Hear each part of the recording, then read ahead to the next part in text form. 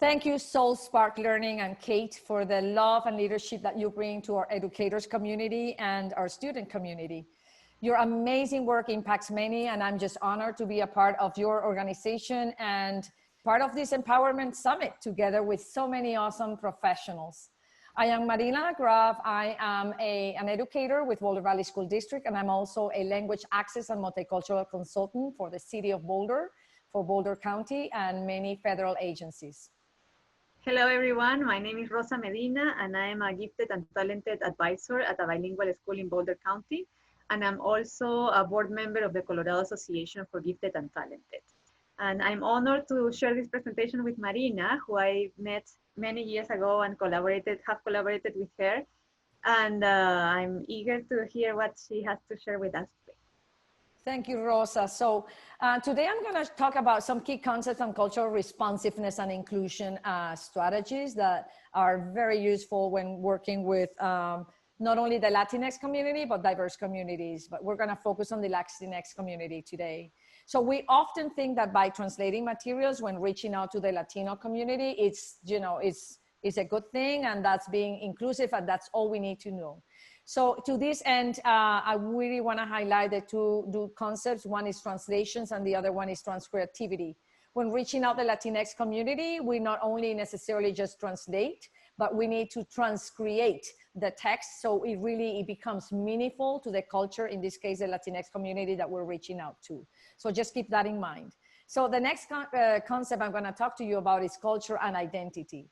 So we know that culture is a way of life of a group of people, and social life happens to the structure, to be structured in a particular way. And identity means knowing who you are, while culture and identity are frequently linked, but they should not be seen exactly as the same concept. Mm-hmm. When we shift from the binary perspective of culture to understanding culture as fluid and dynamic, we also understand the inability to see culture as complex and understand it as a fluid and dynamic way. This really leads to a binary thinking.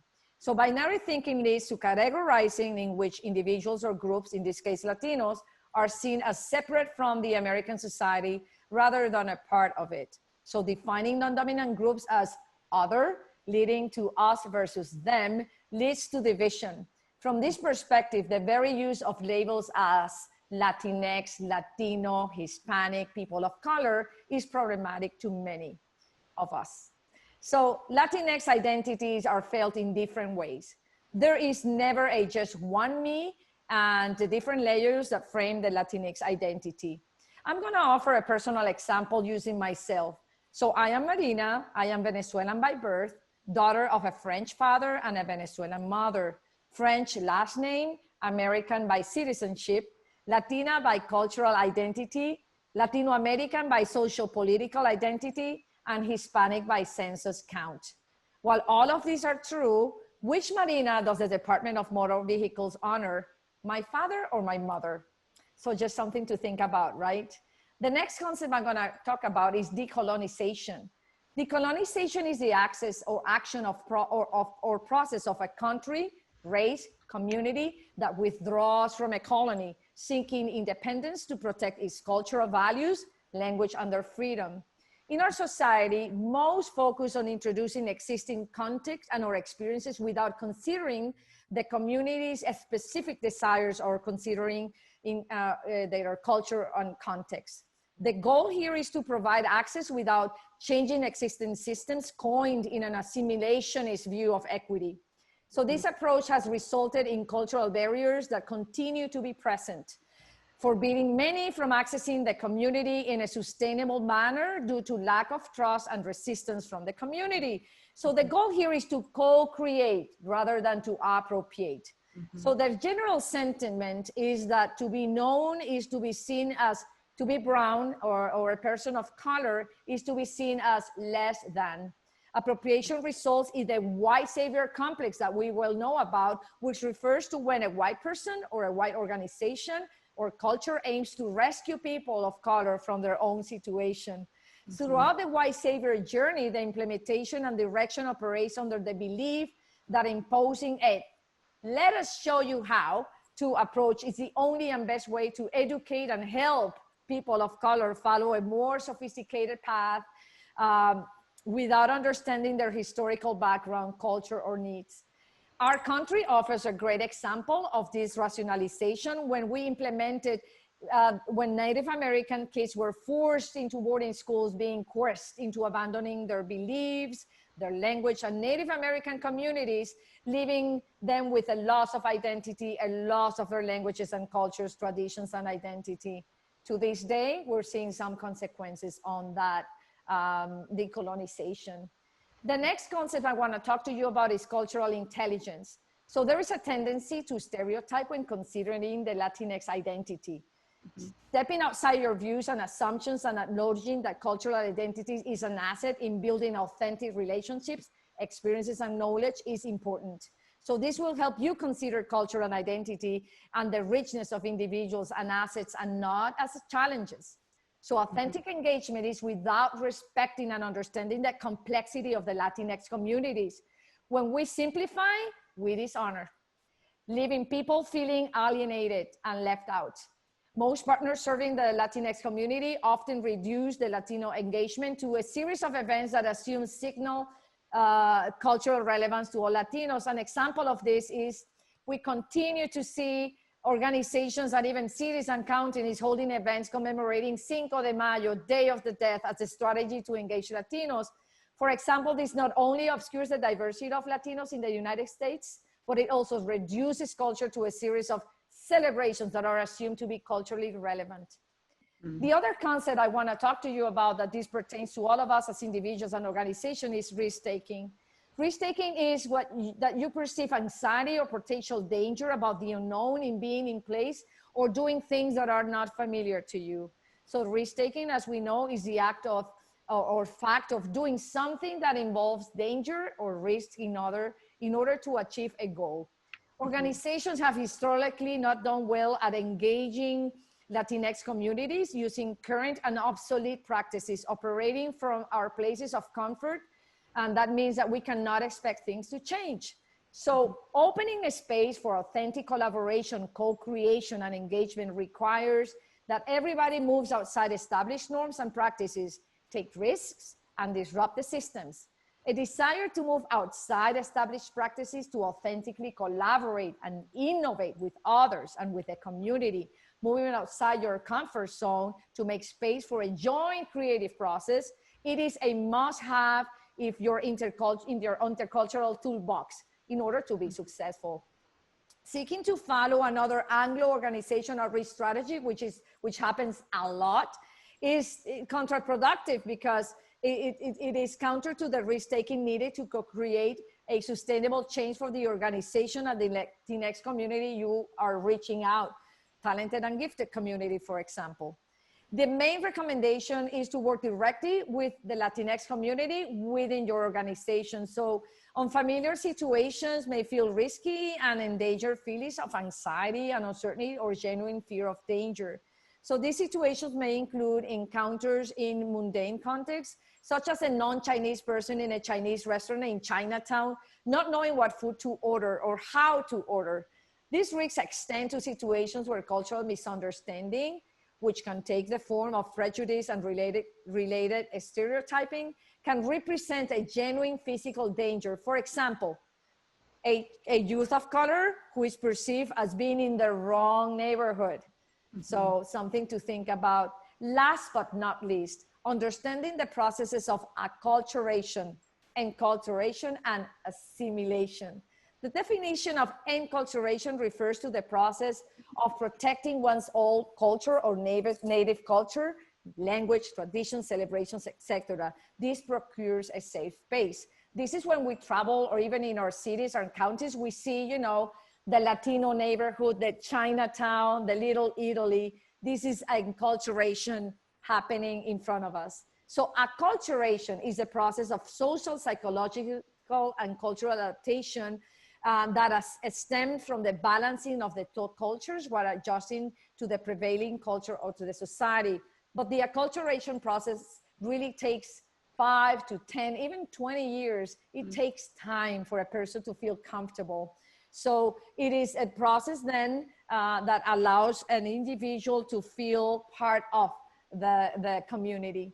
Last but not least is the cultural assimilation process, in which a minority group or a culture comes to resemble a dominant group and adjusts and assumes its values, behavior, beliefs, and even understanding the laws, do's and don'ts of that culture. But this last term is no longer welcome by the Latinx community or other diverse communities for that matter. It just simplifies and implies that one must step out of his own roots. So these processes, all these processes that I mentioned, may be conscious and unconscious learning processes of an individual in achieving competence within a given culture. There's also, language acquisition and the processes of languages, having an accent, leaving their accents. So we need to be patient and be understanding of where in this process of acculturation, enculturation, and assimilation is the community or the family or the individual I'm reaching out. Because if I am reaching out to someone who is in the process of enculturating, newcomers, less than 3 years in the country, I need to be very patient and very mindful in putting them at ease and giving them a sense of belonging from the get-go. So all these strategies, are important. And to take it farther, you need to think about how Latinos think. How do you think Latinos have lived in the United States for generations, and how they see themselves in relation to the rest of the population in regards to the newly alive Latin American? You need to also ponder about how do you understand privilege. You need to work into how you're working to elevate community voices and priorities.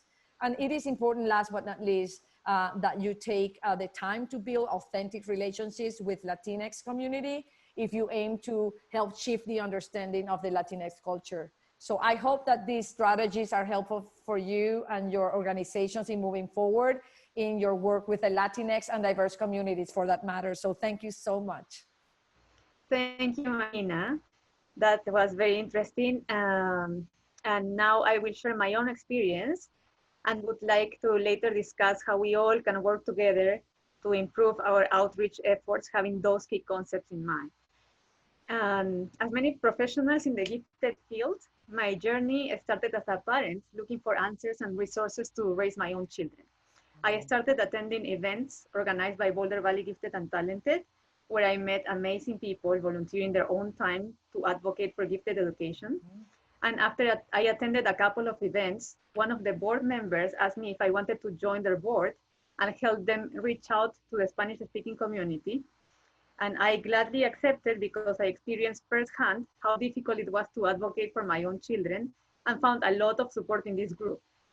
And I couldn't begin to imagine how hard it was for a person who was not bilingual to advocate for their own children, right? And as an immigrant myself, I felt very intimidated to request any services. And I wanted to support families who needed to advocate for their children and support them, right? The first thing we did to reach out to Spanish-speaking families was to translate the flyers announcing our events and offer simultaneous interpretation. Latino parents did not attend many of the talks, and when one or two did, after I or another bilingual advisor personally invited them to attend, I noticed how tired some of them were and how hard it was to pay attention to the information being interpreted.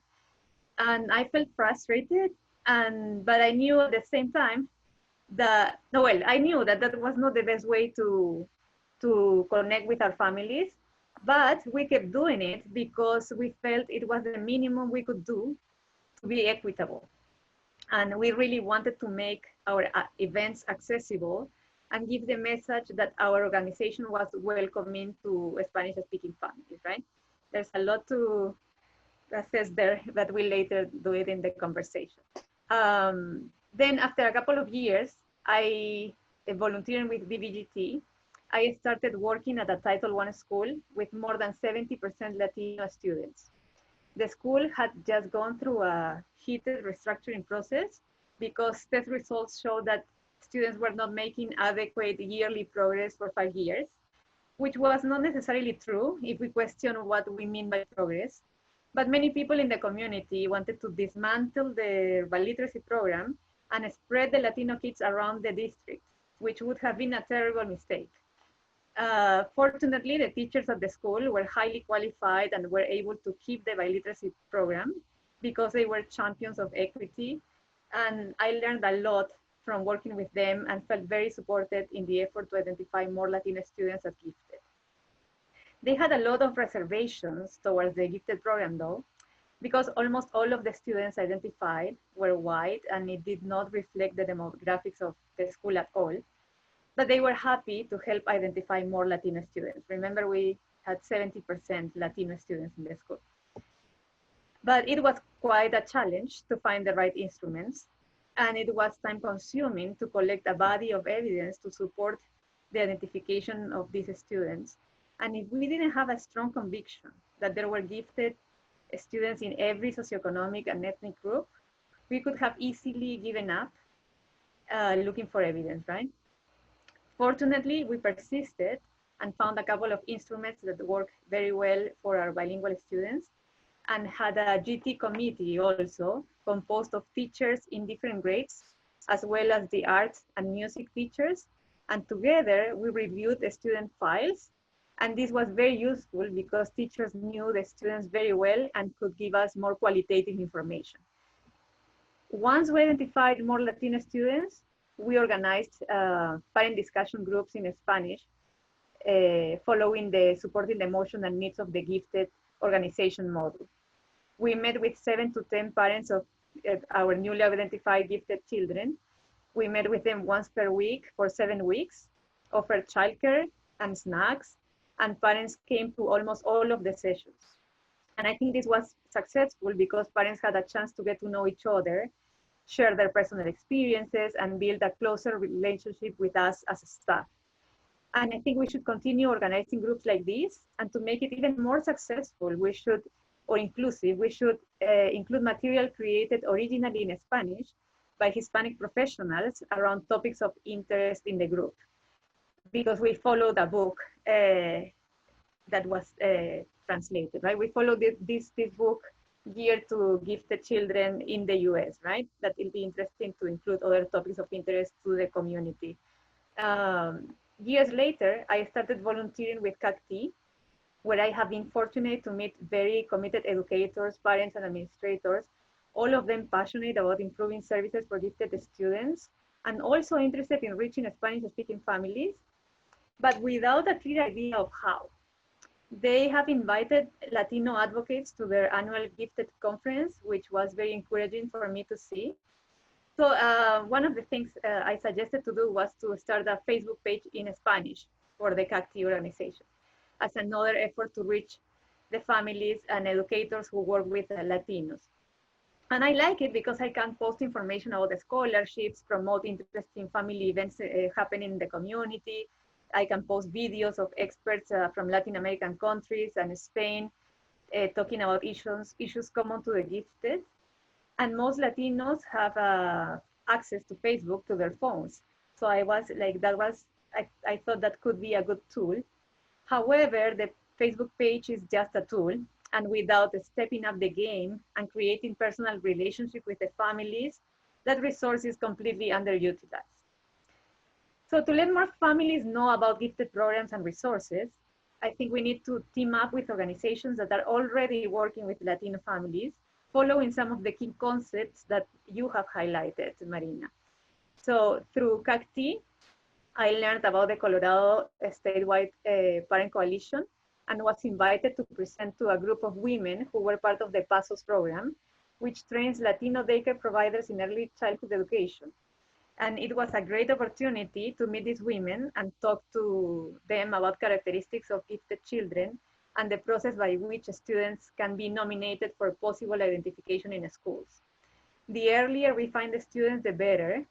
And I would love to have more time to follow up with them because these women could be key in recommending to nominate students when they enter school and guide parents about the process. Another successful event happening in Boulder is the Latino Parent Summit organized by El Paso, which stands for Engaged Latino Parents Advancing Student Outcomes. They have a resource fair every year as part of the summit, where I was invited to have a table to represent CACT. And there I have been able to connect with other community organizations, which was great. And the summit also features a series of workshops in Spanish on different topics of interest to the community, and is very well attended and sponsored by the Boulder Valley and the St. Brennan School Districts and several other organizations. And I think there is a lot of potential in joining events like that. And they are a clear example of how to work together with the community in a culturally responsive and inclusive way. So I like that very much. Volunteering with CACT and working in Title I schools have opened many doors to collaborate with other organizations in Colorado.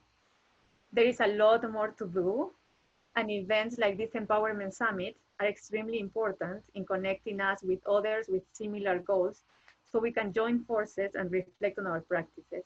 And I appreciate the explicit focus of SoulSpark on equity, inclusion, multiculturalism, and a focus on the whole person as members of a community and the planet. I'm also excited to be part of a recently formed group called Gifted and Talented Leaders of Colors and Allies, who also have the goal of addressing underrepresentation of racial minority groups in gifted programs. Many of us felt isolated in our organizations, and being part of a group like this energizes us and gives us more opportunities to have a greater impact in the community and collaborate better, right, with our own particular organizations. And I think that as educational institutions and organizations, we have two goals. One is to give access to already existing opportunities and information, and the other is to create a more inclusive and inviting environment that values diversity, where people feel comfortable to participate, right? And that's a very challenging one, and I think you have a lot of success with that. That's why I love to learn from all the things you do. And so if we truly want to be equitable, more resources need to be allocated to engage diverse families and create a culturally relevant curriculum for students. Unfortunately, gifted education is underfunded. Gifted students are a minority in the general school community, and Latinos are a minority within that group, right? The only difference is that the majority of students identified as gifted belong to affluent families, and they know how to advocate for their children. Our Latino families, besides not speaking the language sometimes, do not feel confident to advocate for their children. And many of us are immigrants, and it's even harder, and we believe we do not have the right to make requests. That is why it's so important to give each other confidence and facilitate opportunities to share our concerns with other parents in similar situations, right? We need to be aware of the key concepts that you have just shared, especially when working with a different cultural group than the one we belong to. And we need to avoid making assumptions about their needs and get to know the families by listening to them, not just giving information that we consider important, right? And well, thanks so much, Marina, and I'll be happy to further the conversation with the whole group if any of you have any questions or comments. Thank you so much, everybody. It was my pleasure to be here. Thank you, Rosa. I just love the way that you have navigated the system in order to implement and use many of the strategies that we've talked about to effectively create those spaces of co-creation for and with the community. Thank you so much. Thank you. I learned a lot from you too. Bye, everyone.